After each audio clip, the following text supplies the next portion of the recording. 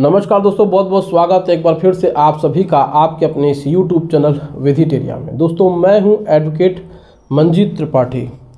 दोस्तों आज के इस वीडियो में हम आपको बताएंगे कि बैंक से आप जब भी सेटलमेंट करने की बात करते हैं, चाहे वो सिक्योर्ड लोन हो या फिर अनसिक्योर्ड लोन हो, तो आपके सबसे बड़ी गलती क्या होती है।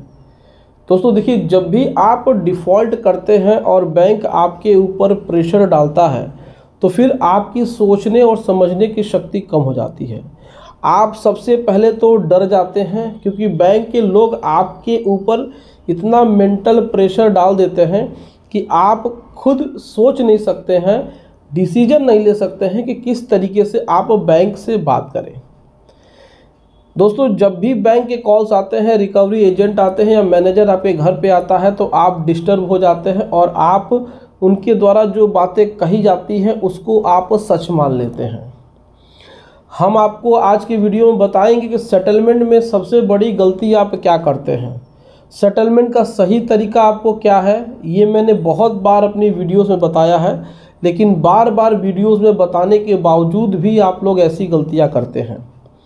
सेटलमेंट कराने का तरीका क्या है ये भी आपको पता है, मैंने बार बार अपने वीडियोस में बताया है, फिर भी आपके पास बहुत सारी समस्याएं हैं।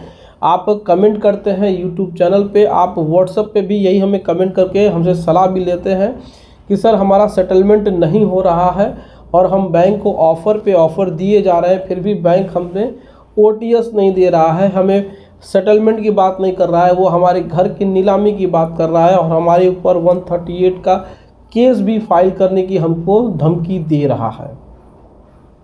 आए दिन बैंक का मैनेजर हमारे घर पे आता है और हमें गाली देता है, हमारे साथ मारपीट करने की बात करता है, गाली गलौज करता है, हमारी बेइज्जती करता है समाज में। तो इन सभी चीज़ों से हम बहुत ज़्यादा परेशान हैं, लेकिन हम सेटलमेंट करना चाहते हैं क्योंकि हमारे पास अभी फंड नहीं है। तो हमने आपसे बार बार कहा है, लेकिन फिर भी आपने कहा है कि सर आपने जो कहा था कि हम रीजनल ऑफिस जाएं और वहां पे बातचीत करें, हम वहां पर गए थे लेकिन हमारा सेटलमेंट नहीं हुआ। तो रीजनल ऑफिस जाने से भी आपका सेटलमेंट नहीं होगा अगर आप इस प्रकार की गलती करेंगे। तो रीजनल ऑफिस आप गए और वहाँ पे सीधे सीधे बात किया कि सर हमें सेटलमेंट करना है और हमारे पास इतना पैसा है, तो रीजनल मैनेजर सीधे बोलेगा आप ब्रांच जाइए, ब्रांच वाले आपको कहेंगे आपका केस रिकवरी वाले के पास चला गया है। रिकवरी वाले कहते हैं कि आपको इतना पैसा देना होगा, नहीं तो घर की नीलामी हो जाएगी। आप इतनी बातें सोच करके घर पे जाते हैं और टेंशन में हो जाते हैं कि हम क्या करें, हमें समझ में नहीं आ रहा। एक तो हमारे पास पैसे नहीं है, दूसरा ये है कि बैंक वाले हमारी बात नहीं मान रहे हैं और हमें हमारा घर बचाना है।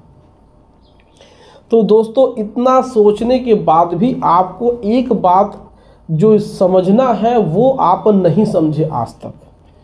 आपको मैंने बार बार कहा है, जो भी लोग भी मुझसे सलाह लिए होंगे, जितने लोग भी मुझसे एडवाइस लिए होंगे व्हाट्सएप पे, उनको पता चल गया होगा, वो अपना सेटलमेंट आसानी से उन्होंने करा लिया। वही रीजनल ऑफिस में गए, उसी तरीके से उन्होंने बात की, लेकिन उन्होंने सावधानी बरती। तो सावधानी क्या बरती ये भी आप जान लीजिए।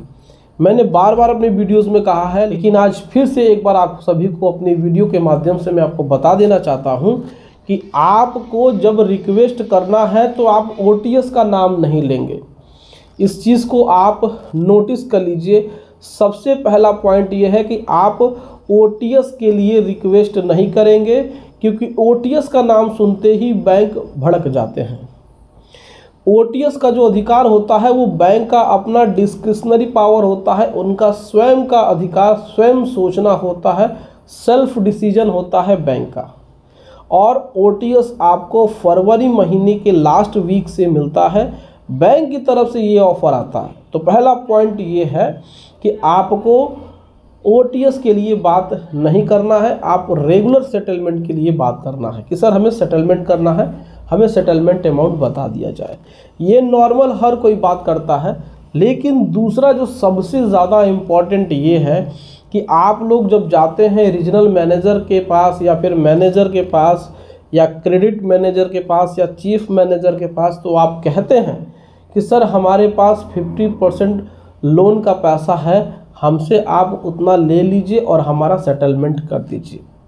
सबसे बड़ी गलती यही है, जी हाँ दोस्तों, सबसे बड़ी गलती यही है कि आप कहते हैं कि सर मेरा 10 लाख का आउटस्टैंडिंग है तो हम 5 लाख भरने के लिए तैयार हैं, हमारा सेटलमेंट कर दीजिए 5 लाख रुपए में। तो ये जो गलती है आप बार बार दोहराते हैं और आप बैंक को ऑफर देते हैं। अब यहाँ पर गलती इसलिए है कि ये जो अधिकार है वो बैंक का है। अब बैंक समझ जाता है कि आपके पास 50% पैसा अभी है, तो हम आपको और डराएंगे, यानी बैंक वाले कर्जदार को और डराएंगे, तो कर्जदार डर के मारे उस 50% से ऊपर बढ़ेगा, वो और पैसे निकाल करके देगा, उसे झूठ मूठ की नोटिसें भेजते हैं। तो इस तरीके से आपके ऊपर बैंक मेंटल प्रेशर डालते हैं। तो आपकी जो सबसे बड़ी गलती यही है कि आप बैंक को ऑफ़र देने लगते हैं और वहाँ पर ही बैंक चालाकी से आपके ऊपर केस फाइल कर देता है, या तो 138 का केस जो है वो सीधे आपको दूसरे डिस्ट्रिक्ट कोर्ट में, यानी दूसरे शहर दूसरे स्टेट के डिस्ट्रिक्ट कोर्ट में डाल देते हैं। अब आप सोचेंगे कि सर हम उतना दूर जाएं, इससे अच्छा यही है कि हम बैंक की बात को मान लें। बैंक वाले जो मनाना चाहते हैं वो आप मान लेते हैं। देखिए, सेटलमेंट के लिए आपको किसी प्रकार से ऑफ़र नहीं देना है, आपको सीधे सीधे रिक्वेस्ट करना है बैंक के रीजनल मैनेजर से, और साथ ही साथ लिखित में एक प्रार्थना पत्र देना है। दोस्तों, आप हमेशा याद रखिए, कभी भी बैंक को प्रपोजल आप पैसे का मत दीजिए, आप रिक्वेस्ट करिए, प्रपोजल मत दीजिए। प्रपोजल देने का कार्य बैंक का है, बैंक का अधिकार है। अब बैंक आपसे नाराज़ हो जाएगी, बैंक जान जाएगी कि भैया पैसा आप रखे हुए हैं तो आप पैसा देना नहीं चाहते हैं। तो इस बात को हमेशा चालाकी से समझिए। आप जाइए रीजनल मैनेजर के ऑफिस में, उनको पैसा देने से ये मत कहिए कि सर हमसे इतना पैसा ले लीजिए। आप उनसे रिक्वेस्ट करिए कि सर हमारे पास तो खाने तक के पैसे नहीं हैं, हम अपने रिश्तेदारों से, यारों से, दोस्तों से मांग करके जो भी आप हमारा कम कर देंगे हम उसको भरने के लिए रेडी हैं। इस प्रकार की वार्तालाप आपको वहाँ पर करनी है। बहुत लोग मेल करते हैं, कहते हैं सर हम वहाँ पे जाएंगे हमारा हरासमेंट होगा, इससे अच्छा है कि हम बैंक को मेल करते हैं। देखिए, यहाँ पर आपको किसी प्रकार से मेल का रिवर्ट नहीं आएगा, जवाब नहीं आएगा, और मेल से मेल बात करेंगे तो कोई मतलब नहीं होगा और फिर वो आपका सेटलमेंट अटका का अटका ही रह जाएगा। तो इस प्रकार की गलतियाँ आप भविष्य में मत करिए। आप रीजनल ऑफिस जाइए, रिक्वेस्ट करिए और ज़्यादा से ज़्यादा छूट के लिए उनसे रिक्वेस्ट करते रहिए। एक बार नहीं करते हैं तो दूसरी बार जाइए, तीसरी बार जाइए, आपका काम है तो आप ज़रूर जाइए। ऐसा नहीं है कि घर बैठे मेल कर रहे हैं, फ़ोन कर रहे हैं, व्हाट्सएप कर रहे हैं तो इससे आपका लोन सेटल्ड नहीं होगा।